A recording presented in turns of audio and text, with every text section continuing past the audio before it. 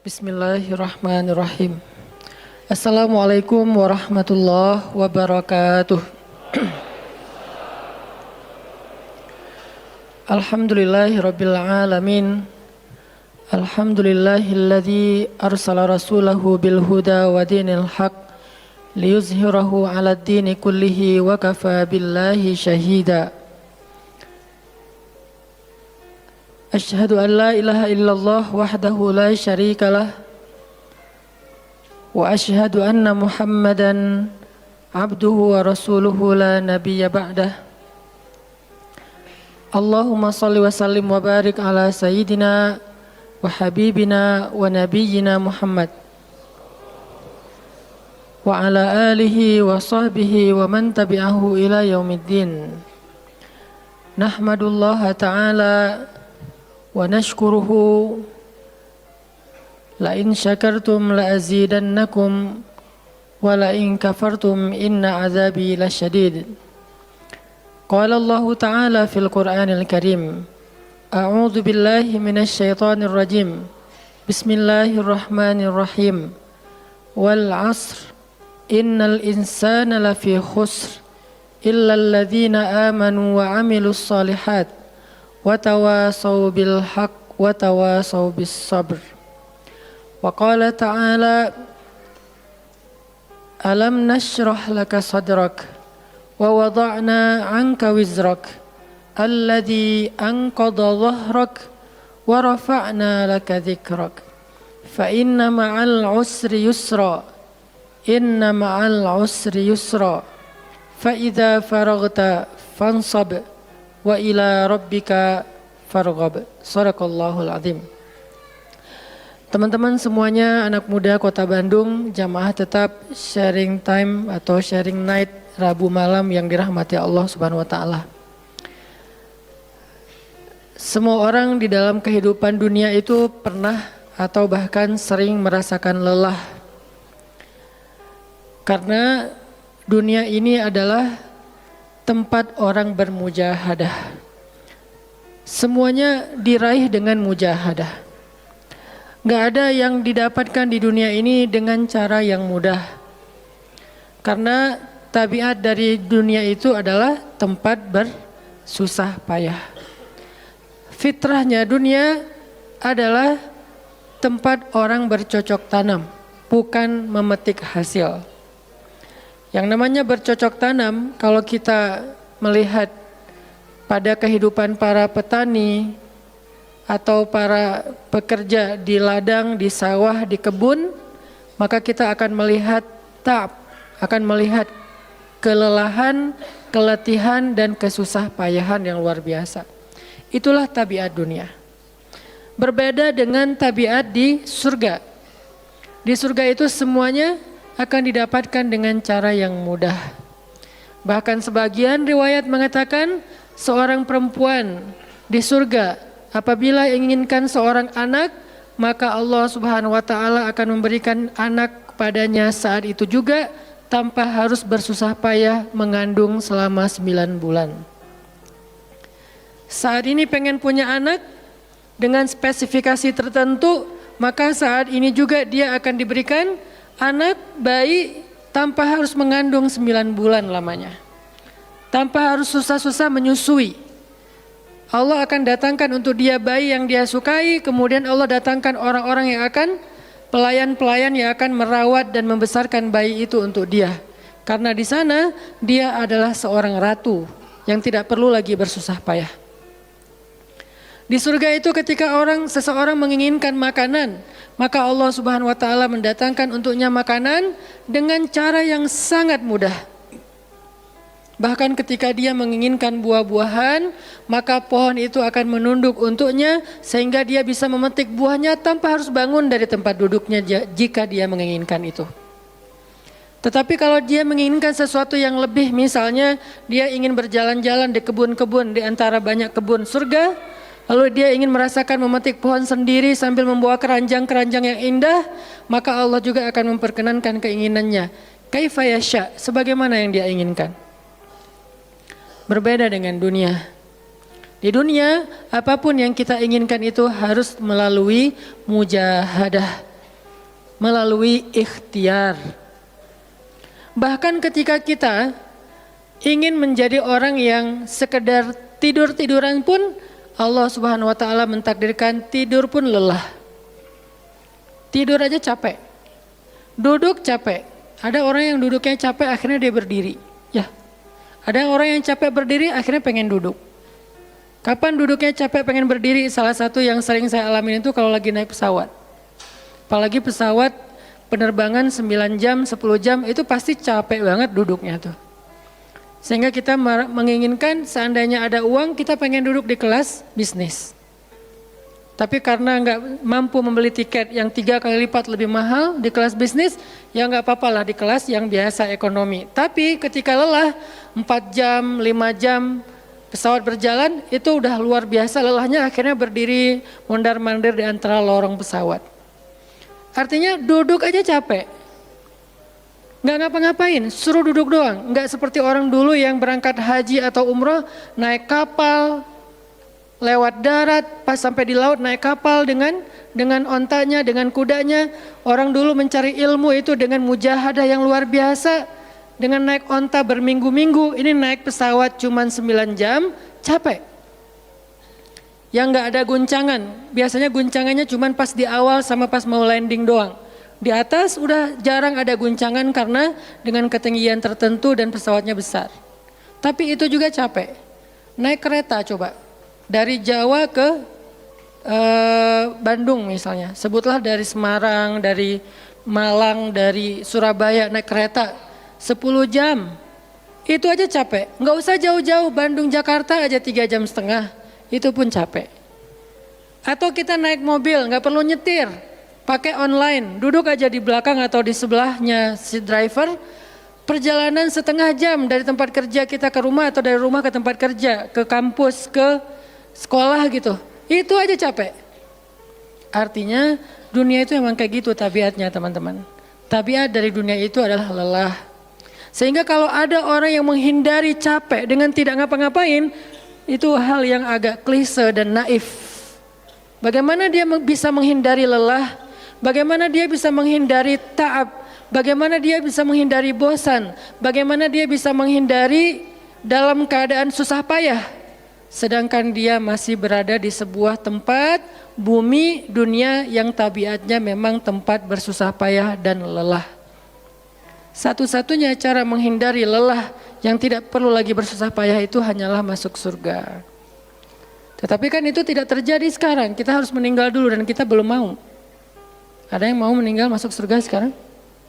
Kalau dijamin sih insya Allah ya, masalahnya nggak ada jaminan. Kalau para sahabat enak, mereka dapat jaminan. Surga Bilal, sebelum Bilal meninggal, Rasulullah udah bilang, Bima sabaktani ilal jannah ya Bilal. Dengan apa kamu mendahului aku ke surga wahai Bilal? Dengan wudu dan sholat syukur wudu. Begitu juga nanti ada sahabat lain yang dijamin masuk surga bighairi hisab wala azab. Salah satunya adalah Ukasyah. Kalau kita tidak ada jaminan apapun di akhirat kecuali berikhtiar dan bermujahadah untuk bisa mendapatkan kebaikan sebanyak mungkin di sisi Allah. Sehingga alangkah naifnya seseorang yang menghindar dari ta'ab wal ham wal gham. Dia berusaha menghindar dari lelah, menghindar dari susah payahnya kehidupan, menghindar dari beban-beban hidup. Itu nggak bisa dilakukan karena kita masih berada di dunia. Yang perlu kita sekarang coba pilih adalah kita mau lelah untuk hal yang sia-sia?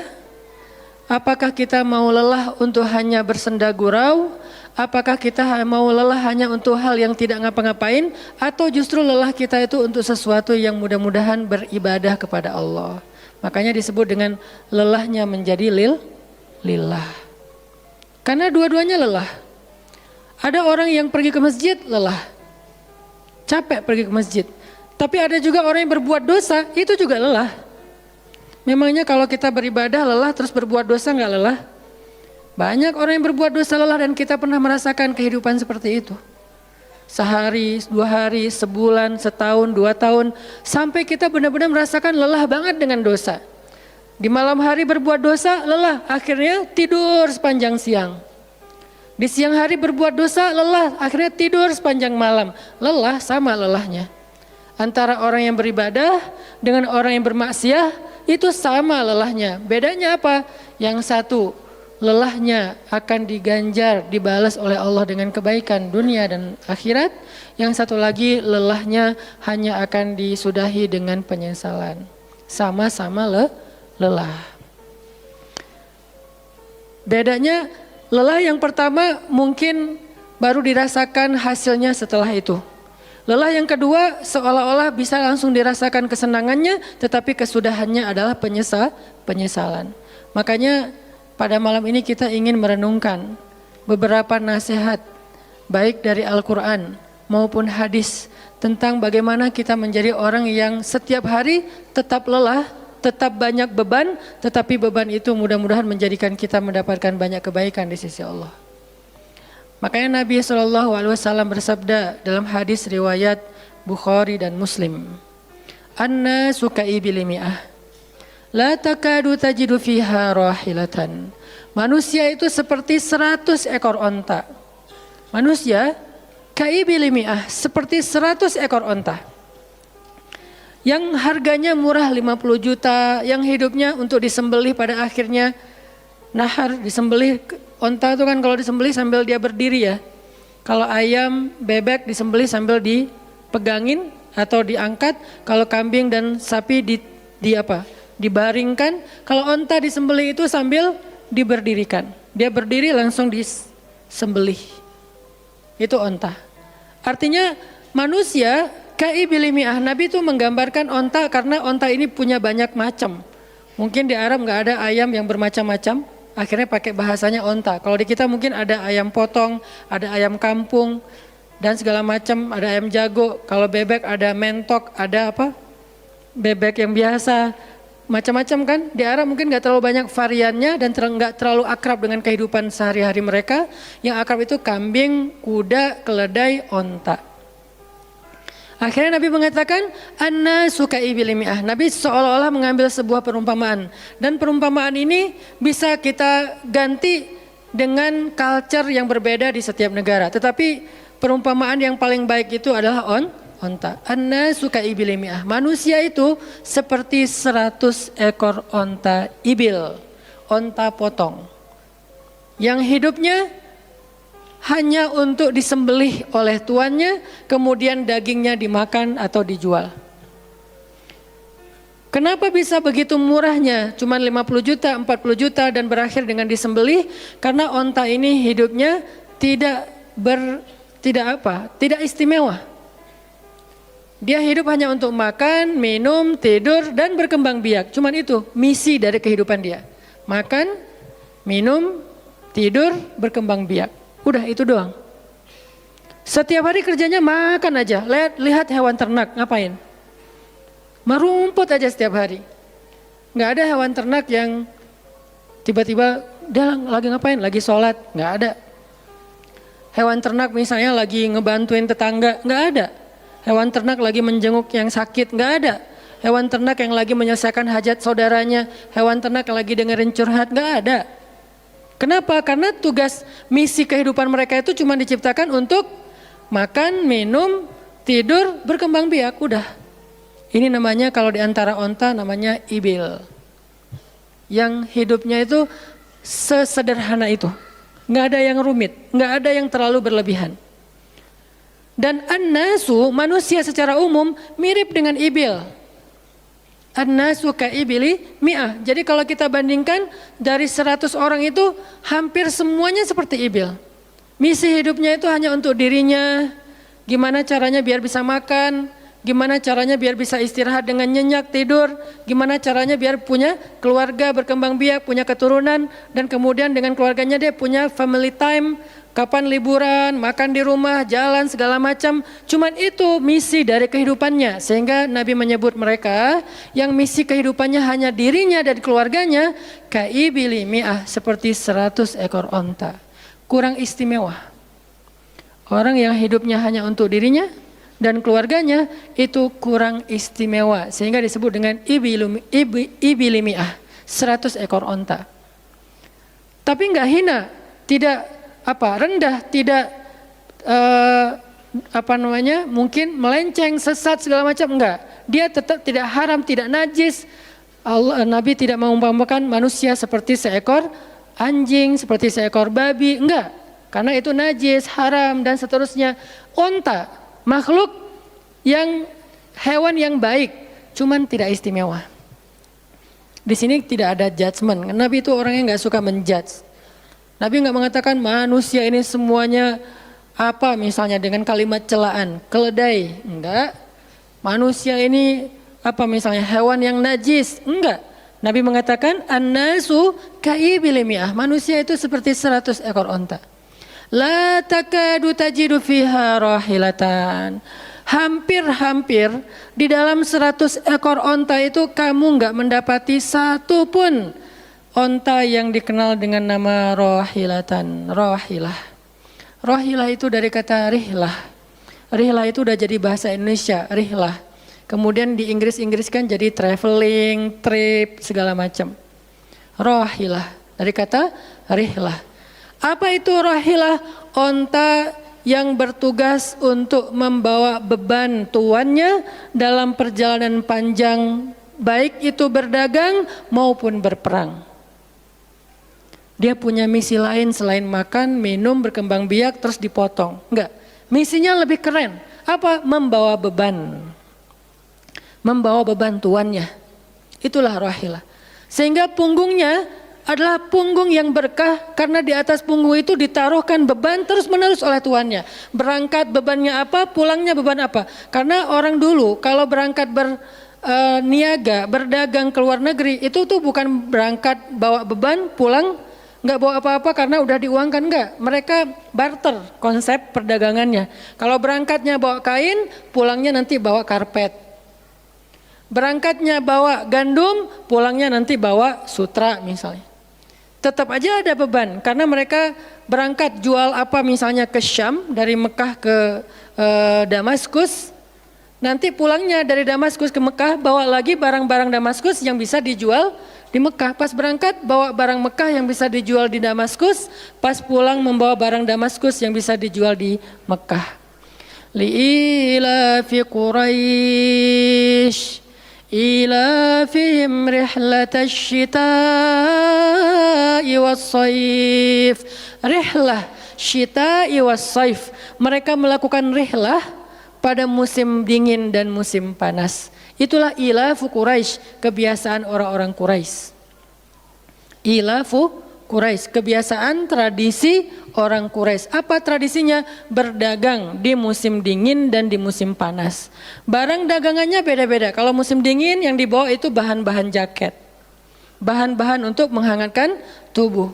Bahan-bahan yang kalaupun dia bawa makanan yang biasa dimakan di musim dingin yang menghangatkan tubuh. Kayak misalnya jenis bubur di Arab itu ada namanya adas. Dan itu disebutkan di dalam Al-Quran, di Al-Baqarah. Wa adasiha wa basaliha, ada adas, ada bawang. Adas itu salah satu makanan kesukaan orang Arab di musim dingin. Karena kalau makan adas kayak bubur gitu, dia badannya menjadi hangat. Jadi kayak menghangatkan tubuh gitu.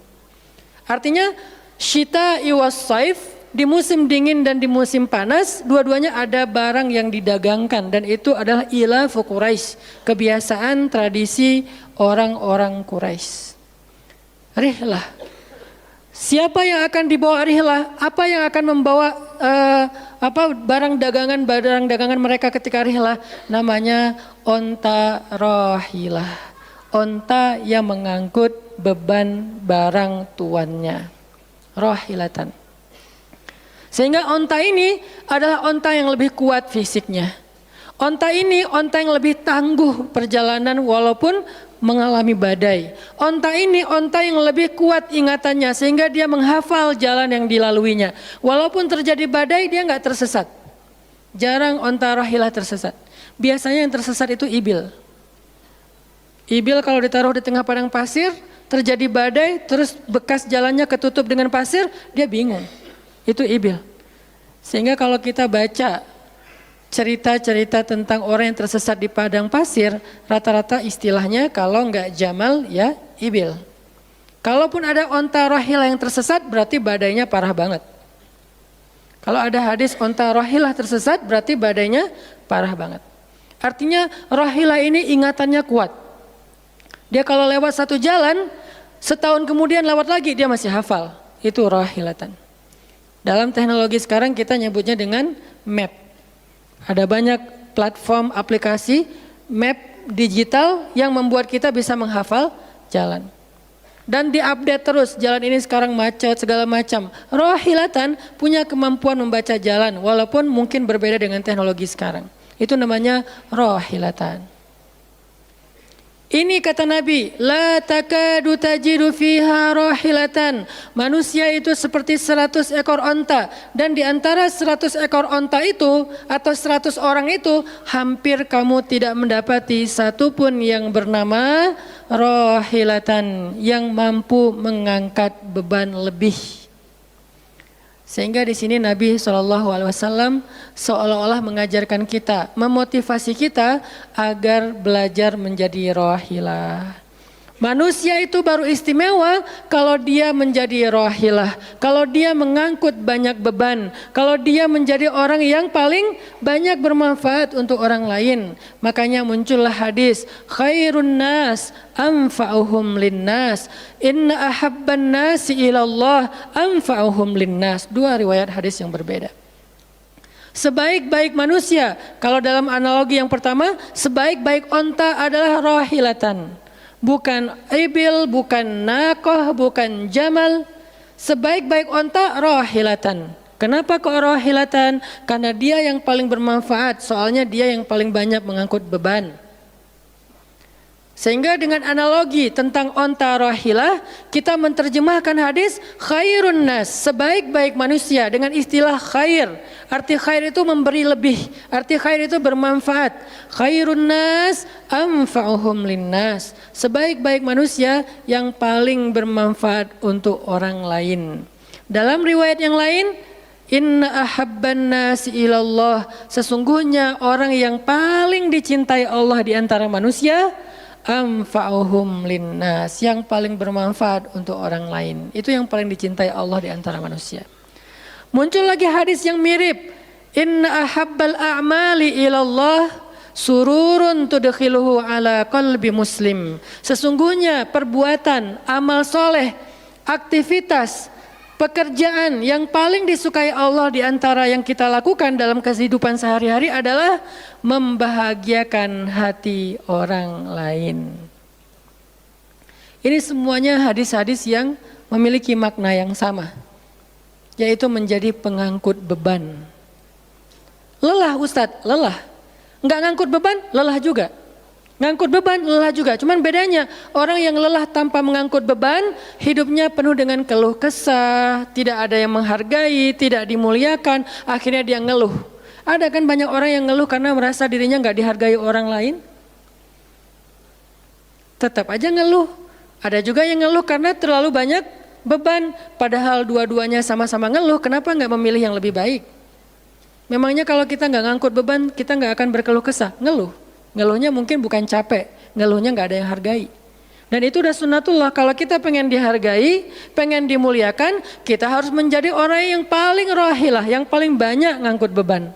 Nggak bisa kita jadi ibil tapi pengen diperlakukan seperti rohilah, itu nggak bisa.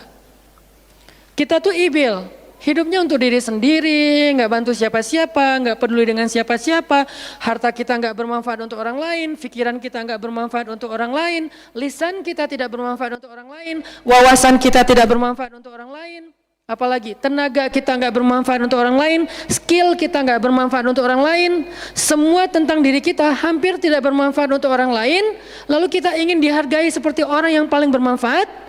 Ini naif, klise, nggak ada seperti ini, bukan sunnatullahnya. Karena seseorang itu diberi balasan sesuai dengan mujahadah. Al-jaza ala qadril masyaqqah, balasan tergantung susah payahnya dalam berikhtiar. Siapa yang mujahadahnya lebih, maka rewardnya lebih, jazanya lebih. Jadi saya kadang-kadang ngerasa, dulu saya juga pernah merasa kayak gitu. Kenapa kok dia dihormati saya enggak? Kita enggak boleh cemburu tanpa alasan. Seolah-olah misalnya Harusnya hormati semua orang dong, nggak bisa. Itu udah fitrah manusia dan sunatullah dalam kehidupan di dunia. Kalau kita pengen dihormati orang, kita harus menjadi rohilah. Kalau kita pengen dihargai orang, kita harus jadi rohilah. Nggak bisa kita berharap dihargai oleh pasangan kita atau calon pasangan kita, tapi kita nggak punya tanggung jawab, nggak bisa. Kalau teman-teman pengen dihargai oleh pasangan halalnya, teman-teman harus mengangkat tanggung jawab yang lebih berat daripada dia. Kalau dia yang capek kita leyeh-leyeh aja di rumah, tapi kita minta dihargai, saya kan suami. Suami itu bukan status, suami itu peran. Ada orang dia jenis kelaminnya perempuan, tapi dia suami. Kenapa? Karena dia mengambil peran laki-laki. Dan itu saya melihat banyak perempuan seperti ini, hebat dan memalukan bagi suaminya. Di beberapa tempat saya melihat suaminya di pagi hari nggak kerja, cuma nongkrong-nongkrong aja di warung, ngopi juga itu ada uangnya, giliran untuk nafkah keluarga dia nggak punya uang, untuk ngopi, untuk rokok dia punya uang, untuk anaknya nunggak sekolahnya, untuk anaknya makanannya seadanya, sehingga karena ini udah berjalan bertahun-tahun, akhirnya istrinya udah nggak sanggup lagi berharap kepada dia, minta cerai juga nggak dicerai-ceraikan, akhirnya istrinya ikhtiar sendiri, istrinya jadi pembantu rumah tangga, istrinya jadi kerja ke luar negeri. Saya beberapa kali ke Hong Kong, hampir tiap 4 bulan sekali ke Hong Kong, dan selalu mendengar cerita teman-teman di Hong Kong, para pejuang-pejuang di Hong Kong itu kan 99%-nya perempuan ya. Hong Kong itu 99% lebih perempuan. Beda kan sama Taiwan, Korea itu laki-laki dan perempuan agak imbang lah. Tapi kalau Hong Kong itu bisa dibilang dari 100 pekerja 99 orangnya bahkan lebih adalah perempuan. Dan semua mereka punya masalah yang hampir sama di negerinya, di kampungnya. Masalahnya mereka terpaksa untuk berangkat ke luar negeri karena ada yang demi membiayai sekolah anak-anaknya, single parent. Kemana suaminya? Suaminya pergi dan tidak bertanggung jawab. Atau suaminya ada tapi tidak mampu mencari nafkah. Terpaksa dia kerja ke luar negeri dengan segala macam resiko. Dan banyak banget kasus di Hong Kong. Siapa juga yang mau jauh-jauh dari keluarganya, apalagi punya anak masih kecil ya. Kemarin kita baru dengar cerita seorang anak yang harus merawat ayahnya yang sakit kanker gara-gara di rumahnya nggak ada siapa-siapa, ibunya berjuang di luar negeri. Kenapa? Karena suaminya sakit. Kalau ini masih bisa kita pahami lah. Tapi kemana pamannya misalnya? Kemana misalnya kakaknya? Nggak tahu punya kakak atau gimana? Nggak tahu kondisi pamannya. Yang jelas bahwa ternyata kita itu dihargai itu bukan karena kita berstatus suami. Kita dihargai karena kita berperan sebagai suami, bukan berstatus sebagai suami. Kalau suami pengen dihargai, ambillah peran suami. Laki-laki pengen dihargai, ambillah peran laki-laki. Apa peran laki-laki? Tanggung jawab. Ambil sebanyak mungkin. Kalau kita udah menikah, tanggung jawab kita itu kalau mau lebih, jangan cuma istri. Ambil keluarga istri untuk kita ambil tanggung jawabnya. Adiknya istri, mungkin keluarga istri kita nggak mampu. Adiknya kita sekolahin. Mertua sakit, kita biayain. Nanti siapa lagi? Keluarga besarnya ada masalah, kita biayain, kita hutangin. Kalau misalnya kita nggak sanggup memberikan hadiah atau sedekah, ambil amanah, tanggung jawab itu ambil semampu kita. Itulah contoh Rasulullah SAW. Makanya Nabi ketika sudah menikah dengan Khadijah, yang tinggal di rumah Nabi itu bukan cuma anak kandung beliau, ada anak angkatnya Zaid bin Harithah, ada sepupunya Ali bin Abi Thalib. Ada banyak lagi keluarga besar Khadijah yang tinggal bersama Nabi. Sehingga rumah Nabi itu adalah rumah yang banyak sekali orang-orang yang ditampung oleh beliau. Itu yang disebut dengan anfa'uhum linnas, ambil tanggung jawab yang besar. Sehingga Khadijah tuh respect banget sama sosok Nabi Muhammad. Bahkan sebelum Nabi dapat wahyu, sehingga gak disebut Nabi, respect sama sosok seorang Muhammad. Apalagi setelah beliau dapat wahyu, beban beliau bukan lagi keluarganya sekarang, beban beliau adalah umatnya. Yang diurus oleh Nabi bukan lagi keluarga sekarang setelah dapat wahyu, umat. Dan umat di sini lintas nasionalisme. Ada yang datang dari Persia, namanya Salman Al-Farisi. Ada yang datang dari Romawi, namanya Suhaib Ar-Rumi. Ada banyak sahabat-sahabat yang lintas kabilah, bukan hanya orang Quraisy. Ada yang datang dari Yaman, termasuk Sumayyah dengan Yasir, keluarga yang pertama syahid dalam Islam. Ini dari Yaman. Kemudian pindah lagi ke Madinah yang bukan orang-orang Quraisy. Di sana ada Bani Mudhar dari kabilah Aus dan Khazraj. Nanti berkembang lagi sampai ke Asia, Eropa dan seterusnya. Inilah bebannya Rasulullah sallallahu alaihi wasallam. Sehingga Allah menyebutnya dengan istilah rahmatan lil alamin. Rahmah. Tahu arti rahmah? Rahmah itu kasih sayang. Maksud kasih sayang memberi sayang. Kasih sayang, bukan minta disayangi. Jadi kalau kita mau berkasih sayang ya kasih sayangnya, jangan sayangi saya dong. Itu bukan kasih sayang, namanya terima sayang. Bukan kasih sayang, terima sayang, minta sayang. Itu namanya bukan rahmah, bukan mawaddah. Yang namanya rahmah kasih sayangnya. Kalau kita nggak punya sayang berarti kita nggak punya rahmah. Apa bentuk sayang kita? Perhatian. Apa bentuk sayang kita? Perasaan. Apa bentuk sayang kita? Dengan harta. Itu sayangnya. Dan Nabi, wa ma arsalnaka illa rahmatan lil alamin. Tidaklah kami mengutus engkau Muhammad kecuali untuk menjadi kasih sayang kepada alamin. Arti rahmah dalam tafsiran yang lebih luas menyelesaikan hajat manusia seluruh alam. Seluruh alam. Itulah kenapa Nabi Muhammad menjadi orang yang paling mulia. Karena yang diambil bebannya itu bukan satu keluarga Khadijah. Bebannya itu bukan satu kota Makkah. Bebannya itu bukan cuma orang Arab. Alamin. Sehingga Allah mengatakan, wa rafa'na laka dzikrak. Kami angkat engkau menjadi manusia yang paling mulia. Karena beban yang diambilnya paling berat. Apa beban Nabi? Apakah cuma ceramah? Enggak cuma ceramah. Kalau cuma ceramah gampang. Saya pernah menjadi penceramah dan saya pernah menjadi programmer dalam dakwah. 8 tahun saya ceramah di Bandung. Gampang banget. Dan kalau mau nyaman jadi ustadz, mending saya jadi penceramah aja. Gampang banget. Diundang-undang, Ustadz mau dijemput? Ya jemput dong, jemput. Ya, Ustadz kan dijemput, jarang kita jalan sendiri, seringnya dijemput. Dan karena dia pengen memuliakan kita, dia cari di tempat itu siapa yang punya mobil paling bagus untuk menjemput Ustadz.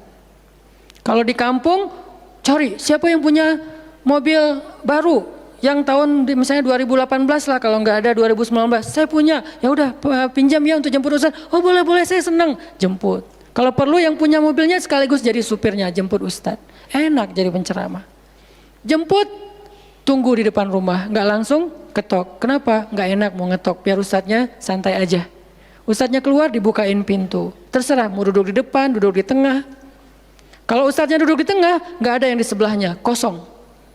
Mau goler-goler, mau jungkir balik, bebas. Ustadz.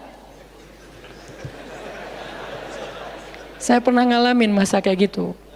8 tahun, mudah banget, diundang-undang, semua wajah tersenyum, nggak ada yang cemberut, namanya juga Ustadz. Selamat datang Ustadz, alhamdulillah bisa ketemu sama Ustadz, silakan, duduk dikasih makanan yang paling baik, dihidangkan segala macam, minuman aja 5 jenis.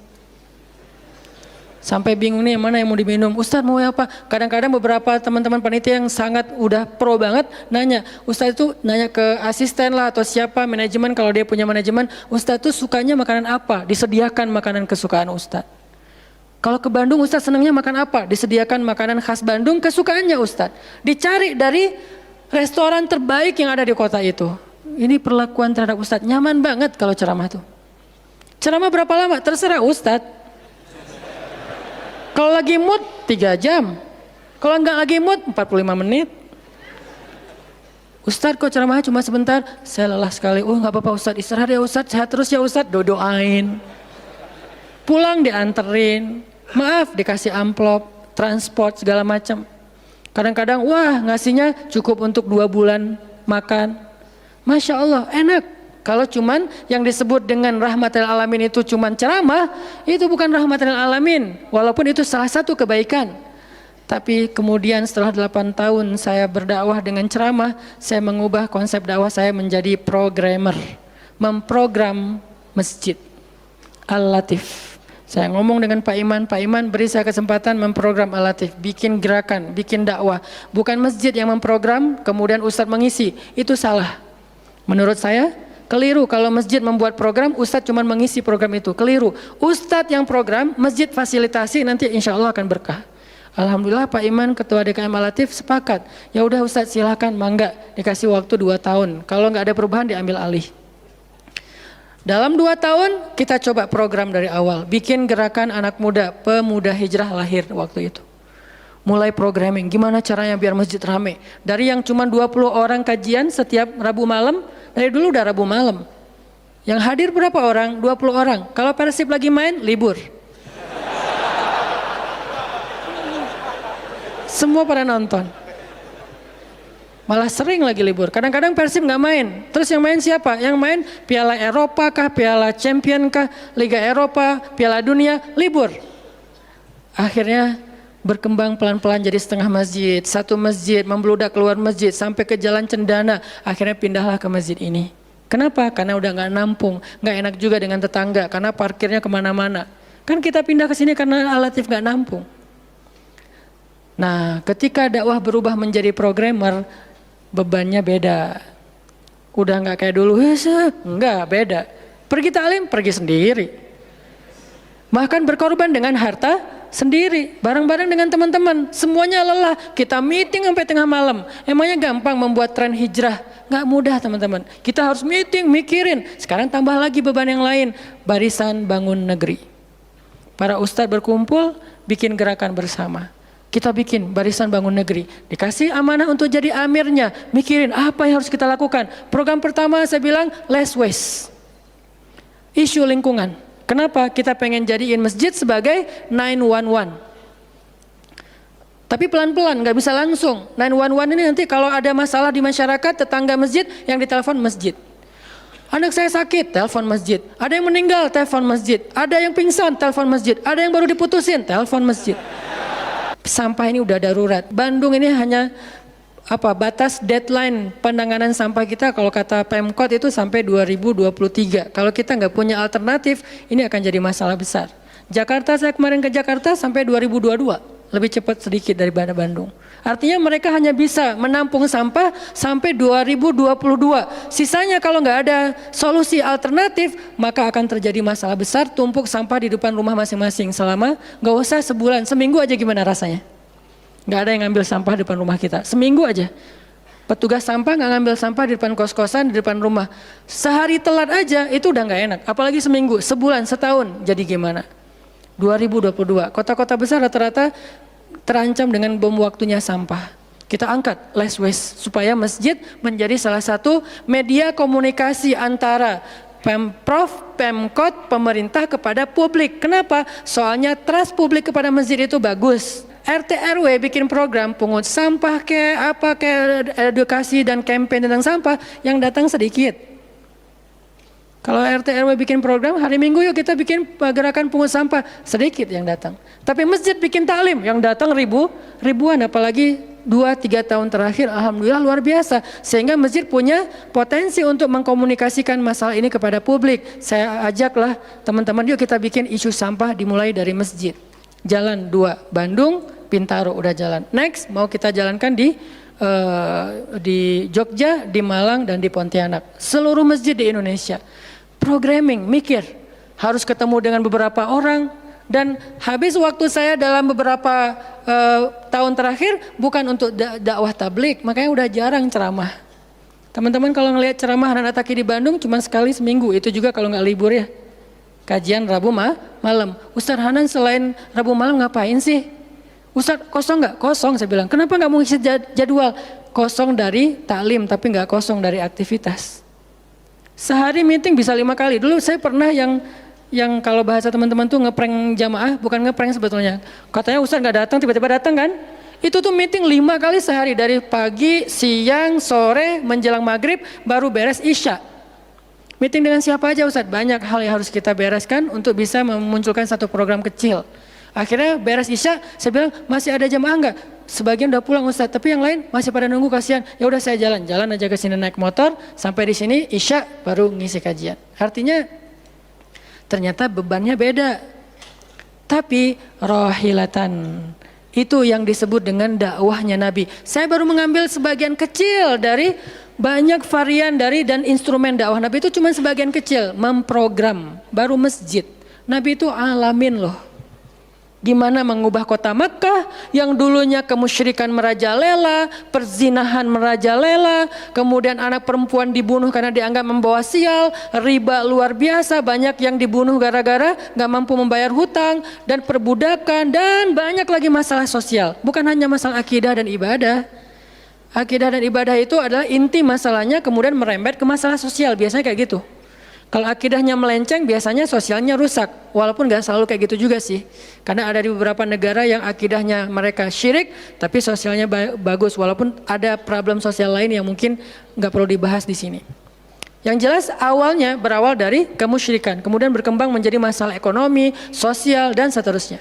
Nabi menyelesaikan masalah kota Mekah. Gimana caranya? Mekah yang tadinya kota yang jahiliyah menjadi kota Islamiyah, kota yang Rabbaniyah, kota yang penuh dengan kebaikan. Madinah yang tadinya kota yang penuh dengan sampah, Yathrib berubah menjadi kota Munawwarah. Sekarang udah nyampah lagi. Di zaman Nabi itu benar-benar Madinah Munawwarah. Sekarang mungkin nggak sebagus di zaman Nabi, cuman bangunannya doang yang megah, tapi secara lingkungan, secara sosial nggak sebaik zaman dulu lah. Kalau bangunan itu kan bukan indikasi peradaban ya. Karena kita pernah mengalami masa peradaban Islam yang keren, nggak ada tuh bangunan pencakar langit seperti Dubai. Kita di Dubai bangunan pencakar langit, tetapi secara peradaban ada masalah di Dubai, terutama masalah sosial. Di Arab Saudi masalah lingkungannya luar biasa, salah satu penghasil sampah 10 besar di dunia. Kalau untuk masalah sampah organik termasuk 5 besar di dunia. Artinya makan sering dibuang-buang. Makanya sampah organiknya paling banyak, waste-nya paling banyak. Itu yang diselesaikan oleh Nabi di kota Mekah dan Madinah, kemudian berkembang di kota-kota lain sampai ke Irak, sampai ke Syam, sampai ke Mesir, sampai ke Eropa, sampai ke Turki, sampai ke Afrika, bahkan sampai ke Nusantara. Rahmatan lil alamin. Rahmah bukan cuma ceramah. Kalau ceramah, Nabi lebih jago dari siapapun. Orang siapapun yang berceramah itu kopas dari Nabi kan? Ada yang ceramah nggak kopas dari Nabi? Nggak ada. Kopas dari Nabi Musa? Enggak, kecuali diriwayatkan dari Nabi Muhammad, kemudian baru Nabi Muhammad meriwayatkan dari Nabi Isa dan Nabi Musa. Semuanya kopas, copy paste dari Rasulullah SAW. Artinya kalau mau ceramah, bahan Nabi itu banyak banget. Dan kalau Nabi mau ceramah, yang ngundang pasti banyak banget. Jadilah Nabi dai sejuta umat. Capek pasti setiap hari 5 kajian. Nabi lagi di mana? Lagi di Syam.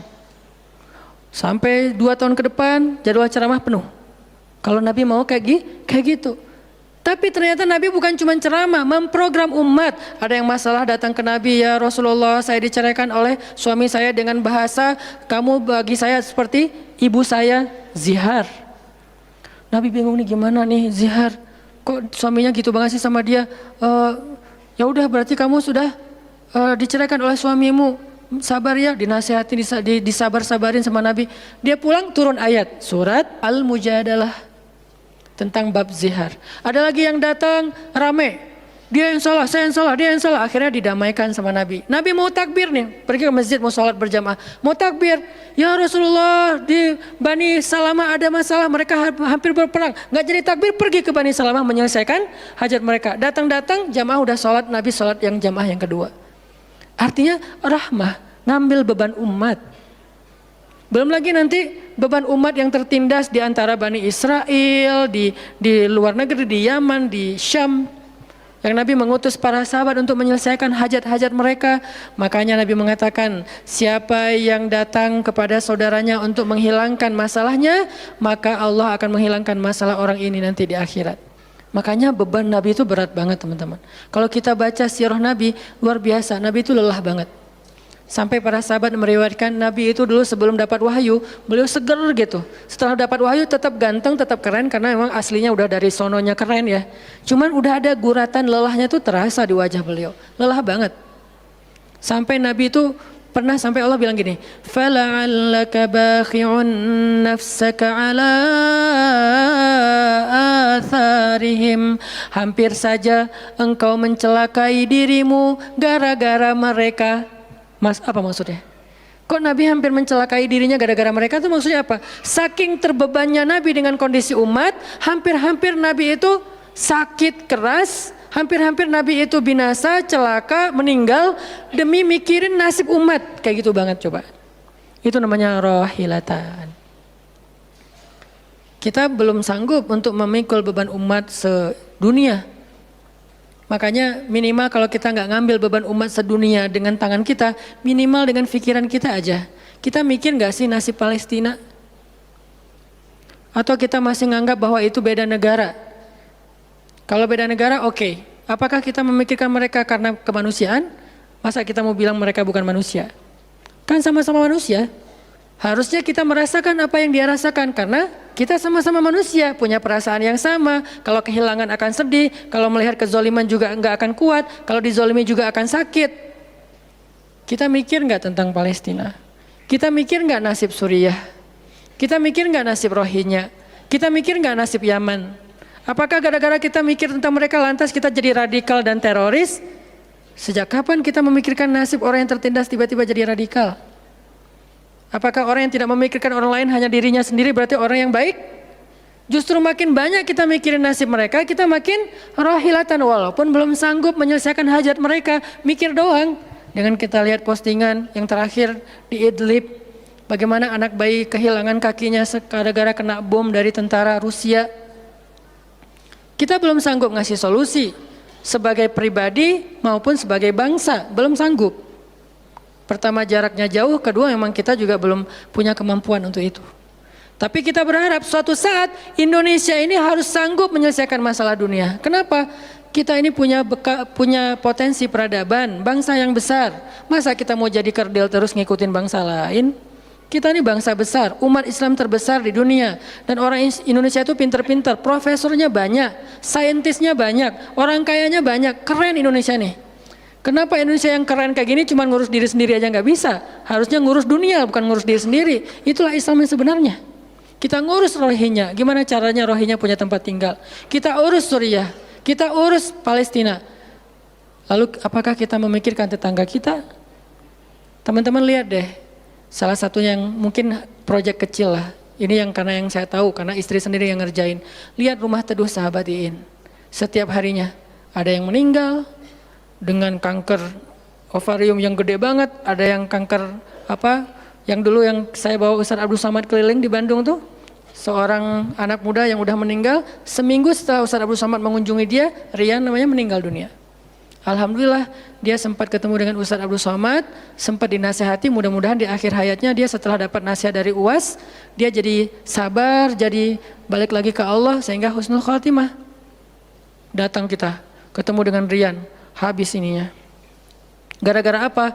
Gara-gara pernah kecelakaan di laut, terus jadi kayak kanker kulit, luar biasa. Itu parah banget. Dan itu enggak satu kasus, banyak. Di Jawa Barat aja udah banyak banget, apalagi Indonesia. Apakah kita mau mengambil beban itu? Atau kita bahkan melihat juga enggak mau, karena ngerasa enggak kuat, enggak berani. Terus kapan kita kuatnya? Kalau kita enggak kuat, namanya bukan rohilah. Yang namanya rohilah itu harus kuat. Dikuat-kuatin kalaupun enggak kuat. Sudah seberat apa beban yang kita ambil selain, dan itu nggak bisa bahasanya diambil sebagian dibuang sebagian yang lain, enggak. Minimal kalau yang di dekat kita mengambil bebannya sampai menyelesaikan hajatnya dengan harta, mungkin dengan skill, dengan network, dengan minimal dengan sosial media kita repost, ya ada yang bisa bantu ini, enggak. Kalau yang di luar negeri karena kita nggak sanggup menyelesaikan, minimal dengan pikiran dan doa. Kasihan ya mereka, doain terus karena doa kita itu ngaruh. Jangan berpikir mendoakan mereka itu nggak ngaruh itu. Mempercepat datangnya pertolongan Allah. Minimal dengan doa kita, Allah kuatkan hati mereka. Minimal. Dengan doa kita, Allah kuatkan hati saudara kita di Yaman, yang kelaparan di Syam, di Palestina, di Rohingya, di Turkistan, yang masih dalam campnya orang-orang komunis. Minimal doa kita menguatkan hati mereka. Kan berarti membantu. Ada orang yang ketika dapat musibah, kita datang nggak bisa ngasih solusi, tapi begitu kita nasihati lalu kita doakan, itu udah membantu dia, minimal hatinya jadi lapang. Kemudian kita doakan, dia merasa diperhatikan. Bukankah itu sebuah bantuan? Dan itu rahilah. Semuanya aja yang di luar negeri kita pikirkan, apalagi yang di dalam negeri, semampu kita. Makanya nama barisan kita tuh Barisan Bangun Negeri. Kalau ditanya, apa Ustadz tujuan bikin gerakan Barisan Bangun Negeri? Ya bangun negeri. Masa masih ditanya ya? Karena masih ada yang nanya, ngapain sih tuh ustadz-ustadz ngumpul mau bangun negeri? Itu udah jelas dari namanya juga. Terus santrinya ngapain? Namanya Santri Bangun Negeri. Ustadznya Barisan Bangun Negeri, ada 2 nama. Para guru, saya pelan-pelan pengen ngumpulin para guru-guru yang seleting. Supaya kita barengan, ngumpulin pelan-pelan. Namanya Barisan Bangun Negeri. Nanti teman-teman yang ngikutin para guru, para santri, namanya Santri Bangun Negeri. Jadi kalau ditanya mau ngapain, mau bangun negeri. Programnya apa? Pertama, program isu lingkungan. Nanti naik lagi isu sosial, naik lagi isu healthcare, kemanusiaan, kesehatan, dan seterusnya. Kan itu tugas pemerintah, kita nggak mau menyalahkan siapapun, udah capek berdebat. Tugas kita sekarang siapa yang pengen jadi rohilah. Itu yang dilakukan para guru kita sekarang teman-teman di Barisan Bangun Negeri. Mikir, kemarin saya 40 jam nggak tidur. Dari Bandung ke Jogja, di Jogja ada acara, udah beres acara kita ada meeting yang penting banget yang bikin saya sesak sampai sekarang. Itu ada diskusi yang saya tidak bisa sampaikan ke publik. Itu diskusi dari jam 11 malam sampai jam setengah 4 subuh. Kenapa diskusinya sampai malam Ustaz? Karena besok kita semuanya udah pada bubar. Udah pada pulang masing-masing ke negerinya sehingga nggak sempat ketemu. Ketemunya kita cuman malam Selasa. Selasa subuh pesawatnya udah mulai ada yang pesawat jam 5, jam 6, jam 7. Jadi malam itu harus kita selesaikan meeting kita. Meeting lah kita sampai jam setengah 4 subuh. Beres meeting langsung ke bandara. Saya dengan salah satu ustadz ke bandara berdua naik flightnya pas bareng. Belum selesai tadi meetingnya, meeting lagi di pesawat. Dari Jogja ke Jakarta. Di Jakarta saya ketemu dengan beberapa teman-teman yang pengen mendukung program pesantren yang sedang kita dari setahun yang lalu ingin kita buat. Tapi juga belum cukup untuk membebaskan lahan. Karena kita butuh 15 M membebaskan lahan. Alhamdulillah udah terkumpul sekitar 2 M. Masih jauh dari target. Baru membebaskan lahan. Belum membangun. Akhirnya bahasa istri saya ngamen di Jakarta dari pagi, siang, sore, malam. Malam pulang. Di kereta juga diskusi lagi sama istri karena ada beberapa program yang harus kita bereskan. Sampai rumah jam 12 malam. Jadi 1 hari setengah. Hampir 2 kali 24 jam. Baru istirahat. Itu kalau programming. Beda dengan ceramah. Diundang ke Jogja. Ustadz ceramahnya di Jogja, oke jam berapa? Isya, ya udah saya datangnya maghrib. Terbang jam 5, sampai di sana maghrib. Ceramah, beres ceramah, saya tidur. Gampang kan? Beres ceramah jam 11 malam, balik ke hotel. Dipesankan hotel sama panitia. Hotelnya mau yang gimana Ustadz? Terserah, yang dekat-dekat aja biar nggak capek di jalan. Oh ya Ustadz, dikasih hotel biasanya yang enak, yang deluxe. Masuk ke hotel, mandi air hangat, ya. Beres mandi air hangat, pesan makanan online. Karena tadi belum makan, misalnya kalau telat makan juga, pesan datang ke kamar. Kadang-kadang saya cuma pesan 1 jenis, mereka pesan 3 jenis. Saya belum makan, lapar, boleh nggak pesan sate? Oh boleh Ustadz. Datang sate, datang mie godok, datang apa, banyak. Semuanya ditaruh di depan kamar. Ustadz, ini udah ada makanannya. Masya Allah makanannya banyak gini. Kalau cuma ceramah, habis makan jam 12, tidur. Bangun sholat subuh, beres subuh, olahraga. Ya, karena di hotel, treadmill. Beres treadmill, berenang. Beres berenang, breakfast. Beres breakfast, terbang ke Bandung. Kan enak ya? Kalau cuman ceramah. Jadi kerjanya cuman 1,5 jam pas ceramah. Itu juga santai. Namanya juga ceramah gampang. Tapi kalau programming, buat program, kayak tadi ceritanya, meeting, gak beres-beres. Sampai enak dengan meeting. Kopi entah berapa gelas. Ada yang digulaan, ada yang nggak digulaan. Ada yang pakai susu, ada yang nggak pakai susu. Sampai diistilahkan yang nggak pakai susu kopi akhi, yang pakai susu kopi ukhti. Semua jenis kopi. Artinya rohilatan. Ternyata memang benar kata Nabi, manusia itu seperti 100 onta, sedikit yang rohilatan. Makanya sekarang kita mau milih mau jadi rohilatan atau mau jadi 100 onta. Dimulai dari hal yang kecil. Saya ngajak teman-teman, yuk kita jadi rohilah, kita angkat beban negeri kita, beban bangsa kita. Saya pengen banget masjid itu jadi kayak rumah teduh. Sekarang yang menjalankan pasien kanker kurang mampu se-Jawa Barat, salah satunya rumah teduh itu. Yang sekarang ada 15 rumah dengan sekitar 300 pasien. Yang setiap kali operasi itu 40 juta. Karena kalau pakai BPJS antrinya setahun. Sehingga harus pakai jalur normal. Dan beberapa di antara mereka belum sanggup untuk membayar cicilan BPJS sehingga nunggak nggak bisa pakai. Kita selesaikan. Harusnya itu dilakukannya oleh masjid. Kenapa? Karena potensi zakat, infak, sedekah, kenceleng masjid gede. Jangan cuma dipakai buat renov. Jangan cuma dipakai buat pengumuman hari Jumat. Kenceleng minggu ini 300 juta. 300 juta di sebelah masjid ada orang lapar. Berarti ngapain 300 juta teh? Harusnya 300 juta itu kenceleng minggu ini. Harusnya 300 juta. Tapi tinggal 10 juta. Kenapa? Beban umat diangkat semua sama masjid. Itu cita-cita kita, pengennya masjid itu menjadi, makanya ada hashtag masjid peradaban. Apa masjid peradaban? Masjid rohilah, masjid yang mengangkat beban umat, bukan cuma membuat program jihad, pengajian hari Ahad. Udah lewat lah masa kayak gitu-gitu, udah nggak keren. Ini saya tantang masjid-masjid yang ada di Indonesia, jangan hanya fokus dengan taklim. Taklim itu udah banyak dan mudah melakukannya, kurang challenging. Coba masjid mikirin masalah sekitarnya, satu masjid mikirin satu RW kalau masjidnya kecil. Kalau masjidnya masjid kecamatan, mikirin satu kecamatan. Kalau udah beres dengan kecamatannya, nggak ada lagi masalah, pergi ke kecamatan sebelah. Kolaborasi dengan masjid kecamatan sebelah, yuk selesaikan masalahnya. Bisa banget kalau masjid mau. Tapi serahkan programnya ke ustadz yang ngerti harokah, yang ngerti pergerakan. Dan sekarang udah banyak ustadz yang ngerti pergerakan. Baru kita akan melihat Indonesia yang luar biasa. Terus apa yang bisa kami lakukan Ustadz? Yuk bareng-bareng dengan saya, dengan pemuda hijrah, dengan para guru barisan bangun negeri, kita bangun deh Indonesia semampu kita. Dengan apa? Dengan skill kita masing-masing. Dengan potensi kita masing-masing. Ada yang punya harta dengan hartanya. Ada yang punya kemampuan skillnya dengan skillnya. Saya udah berkali-kali menjelaskan, skill itu untuk dakwah penting, bukan hanya penceramah. Nah, mau nggak nih teman-teman? Yuk kita bangun Indonesia. Sekarang kita mikirin apa yang bisa kita lakukan untuk Indonesia, masing-masing dengan potensi kita. Karena kita anak masjid, anak masjid. Karena kita banyak sering ke masjid, ya udah kita bangun Indonesia dengan cara masjid. Dan ternyata cara masjid itu bukan cuma Allahu Akbar dan Subhanallah, salam, enggak. Yang dibicarain di masjid itu bukan cuma juz-juz Al-Quran, tapi masalah umat. Karena Nabi membicarakan masalah umat itu di Masjid Nabawi. Yang kita pengen ke sana, berharap banget bisa umroh. Apakah di Masjid Nabawi itu cuma ada raudhah kemudian orang berdoa, egois banget pengen masuk surga sendiri? Enggak.